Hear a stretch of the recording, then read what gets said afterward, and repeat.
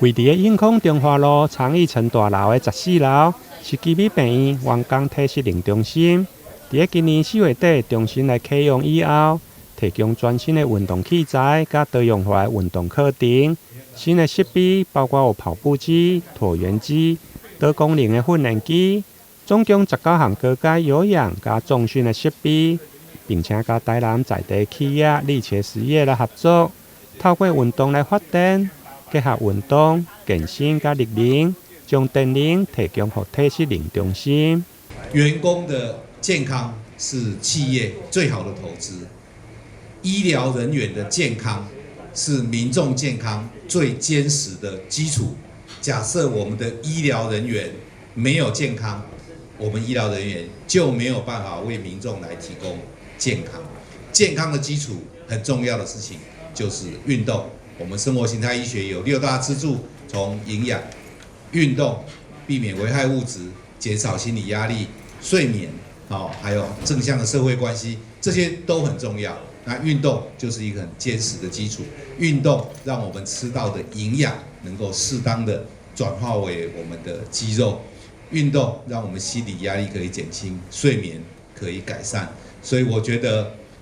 我们对同仁运动的投资，对我们运动中心的投资，那就是一个最棒我们的这个回馈那效益最高的一个投资。这一个机器的话，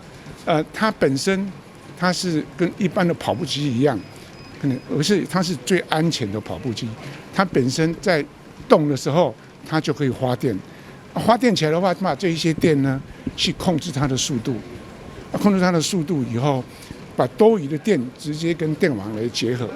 包括那一些有氧的器材，包括那一些脚踏车啦、椭圆机都一样的这个原理。我们另外那一种就是有马达的这一种，我们叫做 Eco Drive，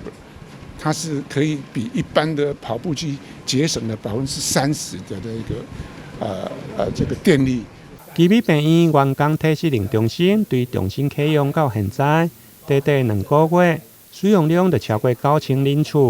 是去年的3.2倍。唔仅提供员工运动休闲的空间，更加展现基美病院伫个员工健康促进、加生活形态医学的推动用心，让员工感觉相当的甘心。体适能4月份开始运营之后呢，我第一次踏进来这一个地方呢，我当下真的是惊艳到，真的是可以用2个字来形容，就是诚意。真的医院，我很感谢那个林院长，他这么样的大力的支持，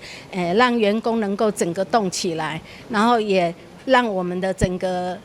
医疗团队啊，还有身体的状况啊、体态啊，他都有顾虑到。那这是我们员工的一个很大的一个福利。19项高阶有氧加重训的设备，加上还有一间的瑜伽教室。伫个上午的成果发表过后，病院嘛伫个院长林鸿龙的带领，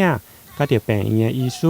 员工做伙来跳16吨，为推动健康生活，希望由每一人自身来做起。台南新闻林根采访报道。